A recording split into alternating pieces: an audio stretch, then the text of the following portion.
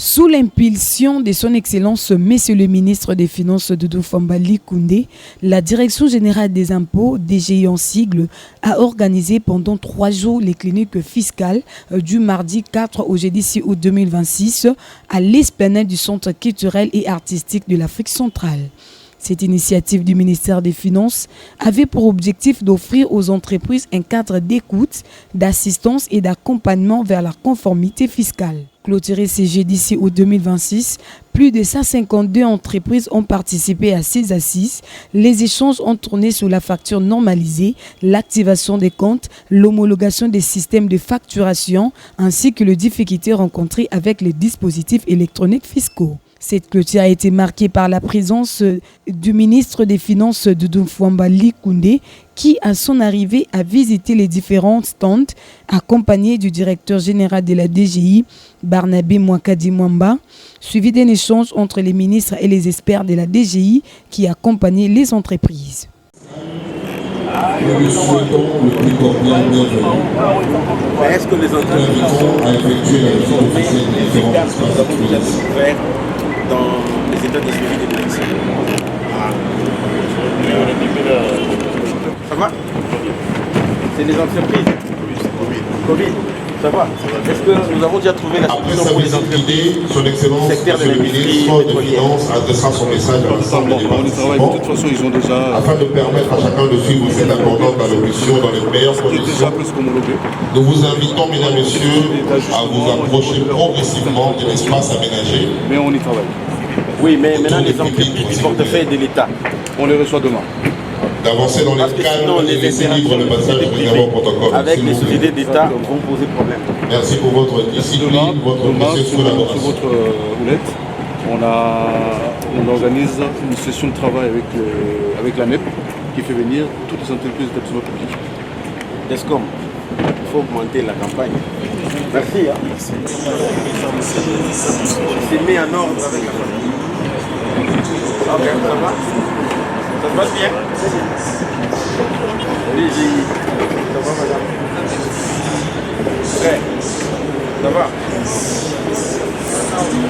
On n'est pas fatigué de tricher l'État. On va quand même dire qu'on s'arrête. Est-ce qu'il y a une chose qui ne s'arrête pas? Même les fameux films de Jésus-Christ, là,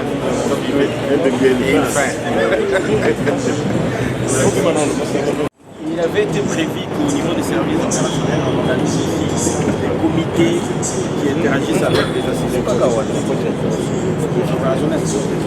Au niveau, par exemple, des CIS Lingwala.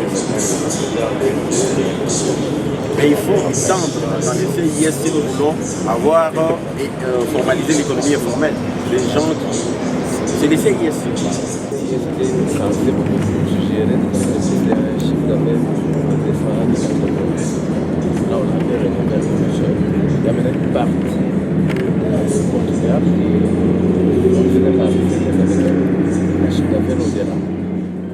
Prenant la parole, le ministre des Finances Doudou Famba remercie les entreprises qui ont répondu à cette invitation du ministère des Finances et a martelé sur la fin de moratoire aux assujettis de la TVA après cette longue période. Nous tenons à exprimer notre profonde gratitude à l'endroit de toutes les entreprises grandes, moyennes, petites et micro, y compris les start-up, répondre à cette invitation du ministère des Finances, de la Direction générale des impôts, qui a bien voulu donner une dernière aux opérateurs économiques qui ont pris du retard dans l'implémentation de la réforme de la facture normalisée. Comme vous pouvez voir, la TVA est dans beaucoup de pays les premiers impôts qui aident le gouvernement à mobiliser les ressources pour financer les politiques publiques. Et que depuis les années 2010-2012 où cette réforme de la TVA a été implémentée,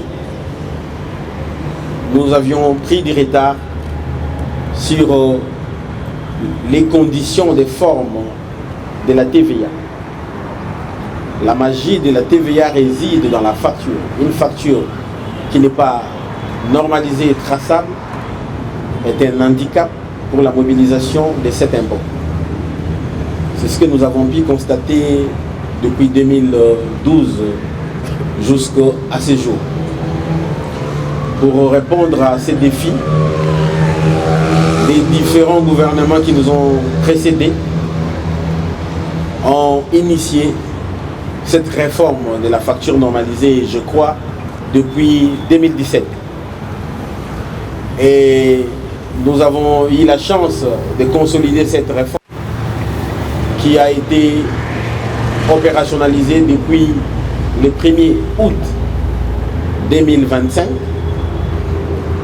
avec une période de sensibilisation qui a permis aux entreprises et à CGT, à la TVA, de s'approcher de la Direction générale des impôts pour des informations, l'homologation de leur système de facturation, mais également l'acquisition des dispositifs électroniques fiscaux devant permettre à l'émission de la facture normalisée. Après cette période, la réforme de la facture normalisée a été rendue obligatoire le 1er décembre 2025. À cette date, toutes les entreprises œuvrant en République démocratique du Congo et assujetties à la TVA avaient, de par la loi, l'obligation d'émettre des factures normalisées. Et le gouvernement était en droit d'appliquer les mesures prévues dans la loi en imposant des sanctions aux entreprises qui ne se conformaient pas à la loi. Parce que son Excellence, Monsieur le Président de la République, chef de l'État, son Excellence Félix Antoine Tshisekedi Tshilombo, est un champion du doing business et du climat des affaires, il a demandé au gouvernement d'accéder à la requête de la Fédération des entreprises du Congo et des autres organisations fêtières. Et donc, en lieu et place d'appliquer les sanctions qui étaient prévues à partir du 1er décembre, nous avons accédé à la requête de ces organisations pour accorder un moratoire de 2 mois qui était sollicité. À l'issue du moratoire, qui devrait s'achever en janvier 2026, de février, ces organisations fêtières ont encore sollicité la mise en place d'une commission bipartisane devront regrouper les gouvernements à travers et tous ces services en face les organisations concernées. À l'issue d'un travail acharné réalisé entre les 2 parties, nous sommes arrivés à un accord des harmonisations et des clarifications qui ont été exigées par ces organisations. Des procès-verbaux ont été signés validant et entérinant les choix du gouvernement et de ces organisations et concluant au respect et au succès des travaux qui ont été diligentés par les 2 parties.